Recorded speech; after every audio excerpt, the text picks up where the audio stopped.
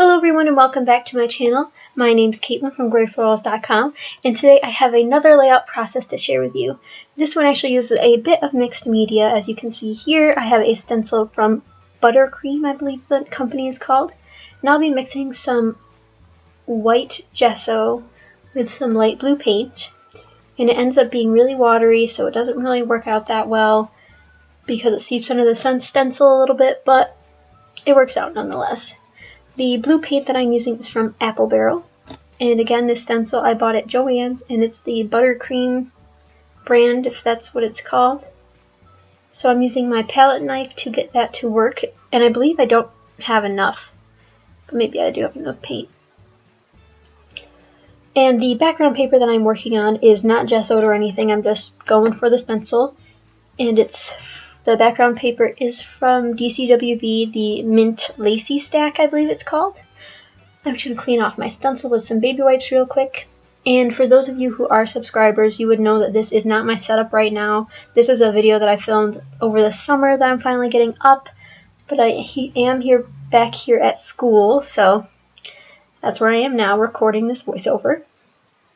And also, you'll be seeing this on Saturday, the September 17th, and while you're watching this, I'll be up and part of an online scrapbooking crop. If you would like to join us, head over to the Young Scrappers Facebook group, and the link will be there to join in on the scrappy fun. So I hope I can see you guys there, and if you're not a subscriber, be sure to subscribe now so you can keep getting videos every week from me.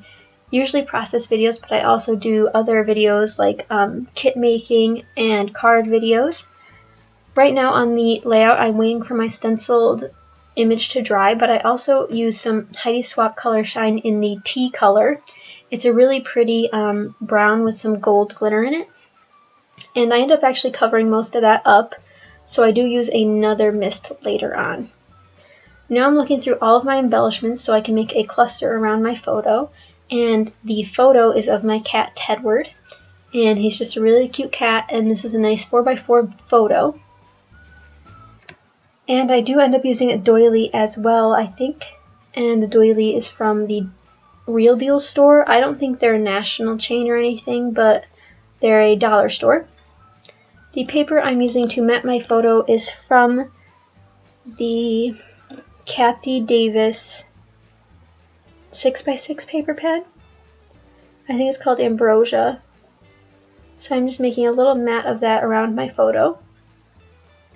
It's another light blue color in case you're wondering.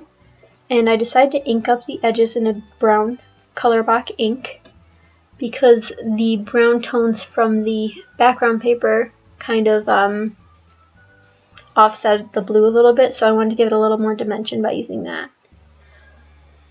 And the blue paper I did use is actually from Pebbles, not the previous paper pad I mentioned. And if you guys ever want any of the products that I use in these videos, I do have links to them on my blog. So you can go in the description down below or the card in the top right corner to find more information about the products I used and where to buy them.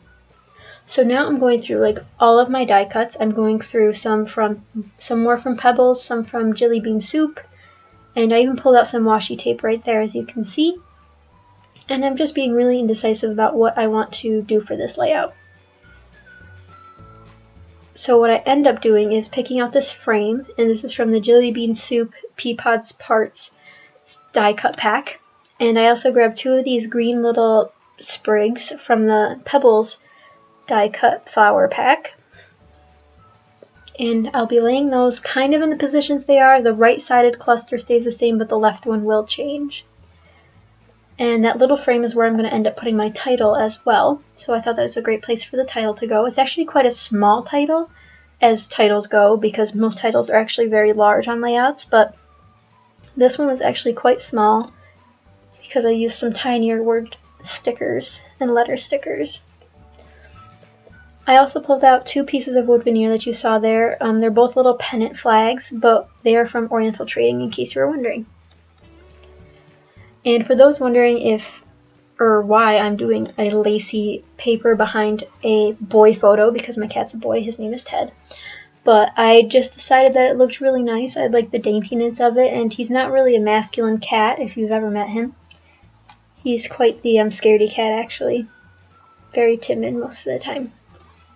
So right there I just dumped out the whole collection that I have of the Fancy Pants Labels die cut pack from their Office Suite collection. I picked this up at Tupelo Designs because they have free shipping all the time, no matter how much you order for the continental US. They're sold out of it now, so I'll have a link to a different kind over on my blog or where you can find it. It's a really heavy pack, like it's chock full of die cuts, a lot of die cuts, but I really wanted to pull in more of the yellow color from the frame on the right, so I pulled out mostly yellow die cuts, and I'm just layering those about. I finally want to commit to where my picture will be with this doily, and it's still not dry underneath on the stenciling part. Even though I covered up most of the stencil, it's okay. I mean, a lot of people end up doing that when they do stenciling, but if you're really worried about wasting some of your mixed media supplies, like if you don't have a lot of gesso or something like that, feel free to sketch it out first before you start doing your mixed media, and that way you can get the most out of your product. So now I'm using my glossy accents to glue down all those little bits and die cut pieces that I want to put on this layout. And I do end up putting some other wood veneer shapes on here besides the pennant flags that I picked out. As you can see, I have my wood veneer box on the left. And if you guys would like an organization video on that, I can make one. Just let me know in the comments. But this layout is almost complete besides the title. I'm just going to place the rest of these die cuts in the top left corner here. And for both of my clusters, usually it's a tri-cluster sort of thing, like you want 3 different clusters to draw the eye around the page, but for this layout I decided to do 2. Since it's a smaller photo, I didn't want a lot of things overtaking the photo, and since the title is going within one of the clusters, it makes it quite a large cluster, so I just wanted to balance that out with one cluster instead of 2. So I'll have one in the bottom right and one in the upper left, and they both coincide with the patterns on the paper, the little lace pieces there. So I thought that was great placement as well. I usually find that these types of papers with the special designs already printed on them, like whether it be banners or whatnot, are the hardest for me to use. But I ended up loving the way this one came out. And I do a little more splattering here with my October Afternoon ink splattered pieces. And lastly, I want to put some gray enamel dots on because the splattering that I just did was in another gray ink. So once I dab all of those giant blobs up that I just made, the layout's almost complete. I'll have all the details over on my blog. I hope you guys enjoyed. There's more photos at the end, so be sure to look for those, and I'll see you guys next time. Thanks so much for watching.